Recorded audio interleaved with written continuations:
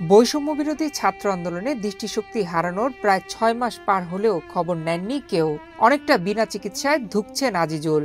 বেঁচে থেকেও মৃতের মতো পড়ে আছেন বাড়িতে।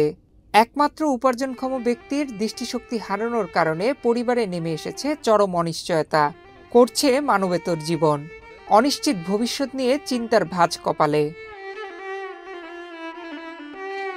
বৈষম্যবিরোধী ছাত্র আন্দোলনে সক্রিয়ভাবে অংশ নেন আজিজুল হক। নরসিংদীর মাধবদী এলাকায় ১৮ জুলাই পুলিশের গুলিতে ২ চোখে গুলিবিদ্ধ হন তিনি। ব্রাহ্মণবাড়িয়ার পৌনাপুর ইসলামিয়া ফাজিল ডিগ্রি মাদ্রাসার এইচএসসি দ্বিতীয় বর্ষের শিক্ষার্থী আজিজুল হক আজ দৃষ্টি হারানোর পথে। ১৮ জুলাই মাদ্রাসা শিক্ষার্থীদের সাথে কোটা বিরোধী আন্দোলনে অংশ নিতে মাধবদী এলাকায় যান আজিজুল। কেউ না বুঝলেও আমরা আপনার প্রয়োজন বুঝি, আর তাই তো অত্যাধুনিক ফিচার সম্বলিত বিভিন্ন সাইজ আর কালারের ২৫০টিরও বেশি ডিজাইন অপশন নিয়ে ওয়ালটন স্মার্ট ফ্রিজ বোঝে আপনার প্রয়োজন। এক পর্যায়ে পুলিশের গুলি লাগে তার ২ চোখে ও মুখের বিভিন্ন অংশে। আহত অবস্থায় প্রথমে তাকে নরসিংদী সদর হাসপাতালে ভর্তি করা হয়। পরে ঢাকা মেডিকেল কলেজ হাসপাতাল হয়ে জাতীয় চক্ষু বিজ্ঞান ইনস্টিটিউটে ভর্তি হয় আজিজুল। ডাক্তাররা জানিয়েছে তার ২ চোখই পুরোপুরি নষ্ট হওয়ার পথে। আত্মীয় স্বজন ও বন্ধু বান্ধবের কাছে টাকা ধার নিয়ে চিকিৎসার খরচ চলছে আজিজুলের। আক্ষেপ নিয়ে আজিজুল হক জানান, স্বৈরাচার সরকার হাঁটিয়ে বিপ্লবী সরকার এসেছে। সরকার বদল হলেও কেউ খোঁজ নিচ্ছে না তার। জুলাই ফাউন্ডেশনের শুনছে অনেকে নাকি সহায়তা পাচ্ছে, কিন্তু এখানে আমার এখনো পর্যন্ত কোনো সহায়তা আমি পাই নাই সরকার থেকে। সরকার বলছিল যে আমাদেরকে পাশে দাঁড়াবে, এ পর্যন্ত আমরা তো অনেক একটা হিউজ পরিমাণে একটা আশা ছিল আমাদের যে সরকার আমাদেরকে, যাই হোক এই সরকার আমাদেরকে, বিপ্লবী সরকার আমাদের জন্য কিছু একটা হলেও করবে।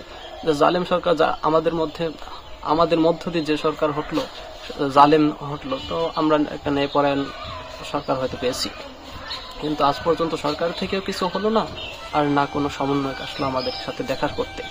একমাত্র উপার্জনক্ষম ব্যক্তির অসুস্থতার কারণে আজিজুলের পরিবারে নেমে এসেছে চরম অন্ধকার। লেখাপড়ার পাশাপাশি মাধবদীতে একটি টেক্সটাইল মিলে চাকরি করতেন আজিজুল হক। সংসার খরচ, বাবার চিকিৎসা ও ছোট বোনের লেখাপড়ার খরচ চালাতেন। আমার ছেলে তো চোখে জন দেখে না, পূজা হই না, আমরা তো সচ্ছল না বলে আমরা ছেলে দিয়ে আমরা বাঁচতাইরাম। আমরা তো 2টা চোখ, একটা চোখ আল্লাহ আমরা সাহায্য করলো তো আমরা দেখতাম, কতটুকু নিজের চলাটা চলতো না। আমরা কি আর কত বছর বাঁচতাম? আমরা তো বয়স হয়ে গেছে, আমরা তো সরকার তো কোনো সাহায্য পাইলাম না। ছেলে আন্দোলনে আহত হইয়া ঘরে বসে আছে। আমার 2টা ছেলে আগে মারা গেছে।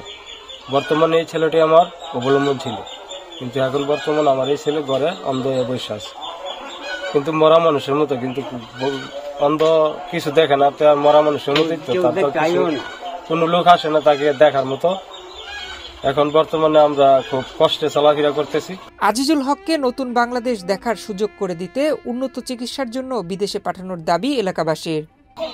আজিজুর রহমান একটি অসহায় ব্যক্তি, তার পরিবার অসহায় অবস্থা, তার দেশের জন্য তার 2টা চোখ হারিয়েছে, এবং সরকারের কাছে আমি আকুল আবেদন করছি তাকে বিদেশ নেওয়ার জন্য, তার চিকিৎসা দেওয়ার জন্য।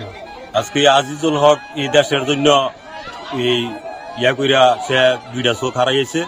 আজকে যদি তার ভালো চিকিৎসা করা যায়, বিদেশে পাঠাইয়া তার চিকিৎসা নেওয়া যায়, তাহলে আল্লাহ পাক তারে ভালো করতে পারে।